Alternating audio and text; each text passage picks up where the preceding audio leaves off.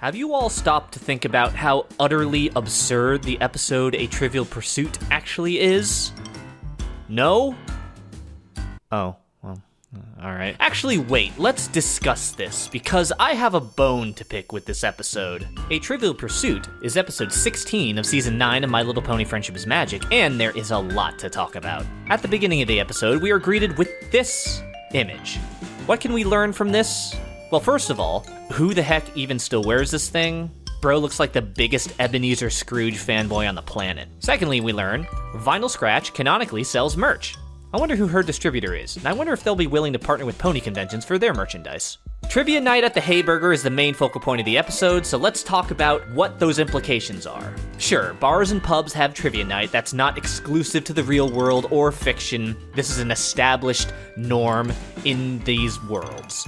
But something here seems a little off, a little excessive, if you will. Take a look at these two images. Can you spot the differences? How about now? Can you see that? There, it's right there. Can you see that? It's like right. So what does this mean, I hear you asking? Well, don't worry, noble citizen, I will answer. This is an entire rebrand of an established business for an evening to run this event. That means lost revenue every single week that Trivia Trot occurs. And according to this source, casual dining operates and generates revenue at about $3,500 a day. Let's say it's open for about 12 hours. This would mean, doing a little bit of math, that revenue is about $292 an hour. And if Trivia Trot is a 5-hour commitment, let's say once a week, that would mean lost revenue of $1,750 per week. Now, it didn't appear that there was a cover charge to enter the event, so either the restaurant is losing money or the Trivia Trot organization is personally bankrolling all these events and thus are losing money. Okay, devil's advocates, I hear you saying, okay, Banquo, but what about if the Trivia Trot organization has a monthly subscription fee that they use in order to rent out space from the restaurant, while the board members like Granny Smith are strictly volunteers, so the only expenses would be venue space and thus no loss for the restaurant, and every pony is happy to obsess about their hyperfixations in a dedicated area every week to bring the community members together in a happy, productive, and enriching way? To which I respond, do you have any idea how utterly insane and crazy you sound right now? Moving on to the win chart, the first one that Twilight Sparkle reveals in the episode, let's take a look and digest what the hell this means. We can see that the regular attendees are Fluttershy, Applejack, Dr. Hooves, Rainbow Dash, Bulk Biceps, Matilda, Maud Pie. That means that Rarity hates trivia because she is nowhere to be found on this chart whatsoever. Also, what, no error bars? Twi, I thought you were going full-blown nerd on this. What's your confidence interval, you frickin' dweeb? What about the second win chart? Yeah, she has 2 of these things. It makes no sense. Why is that? The rows and columns aren't even the same. So what the hell do the check marks mean? And the X's? If it's not a compatibility chart, it's clearly a shipping chart. Speaking of shipping, this episode commits some egregious sins. Paramount of those are canonizing shipping names. But while we're on the subject, let's see how valid these names are, according to a certain source. Now we have Apple Dash, which has that many supporters. We have Twinkie, which is about that number. Pink Light, which is a lame ship name. Sparkle Pie, which apparently is also a really lame name. Twi Pie, which is the same ship as Twinkie. Twiburst, which I just kind of learned is a ship that people support. And, oh god. Whew, there are no results, thank goodness. Okay, but don't even get me started on this crap. Instead of using names, they use their cutie marks. That's how the whole fiasco got started in the episode. It's like, why do post offices use cutie marks instead of names? Just write your name. You'll cut out so much bullcrap and so much confusion if you just put your frickin'... Whatever. That's a different tangent for a different day. Now, there are categories of trivia which we can learn from both the answers and from Granny Smith actually stating the categories themselves. Here are some of the categories that we are finding in the episode, as is stated.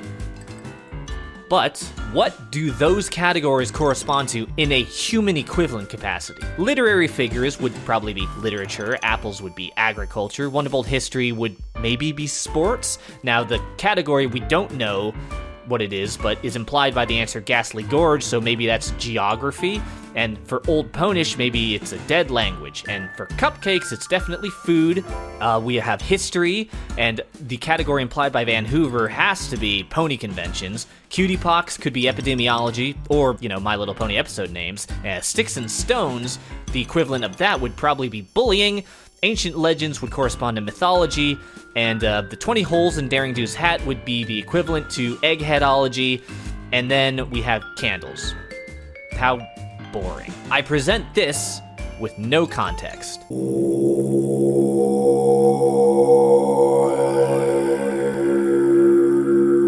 Thank you, Pinkie Pie.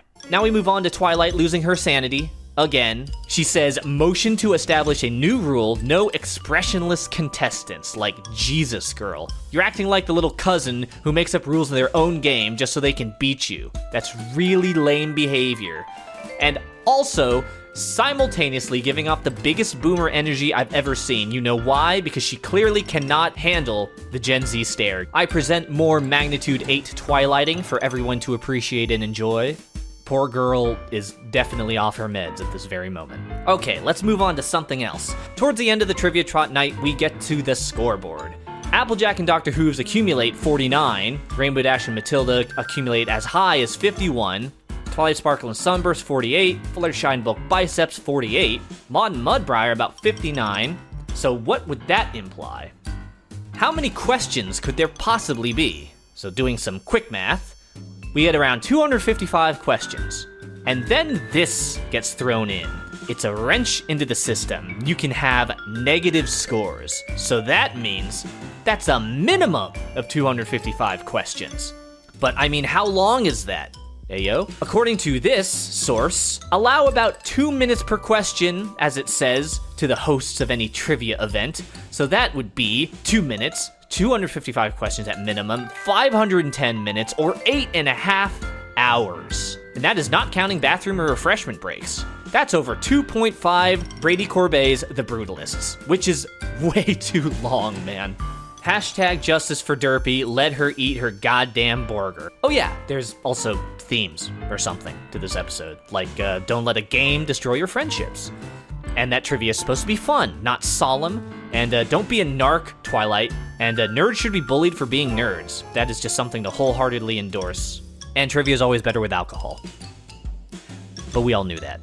So the key takeaway from A Trivial Pursuit is, the definition of trivial means of little significance or value, and the definition of pursuit means the act of striving to gain or accomplish something, or an activity, such as a vocation or a hobby.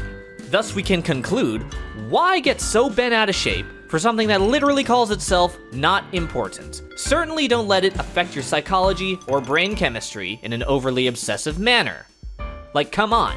That's the takeaway from this episode. It's right there in the title. It's clear as day, and throughout the episode, it's obvious that's the lesson Twilight's supposed to be learning. Anyone who watched the episode should be able to take that away.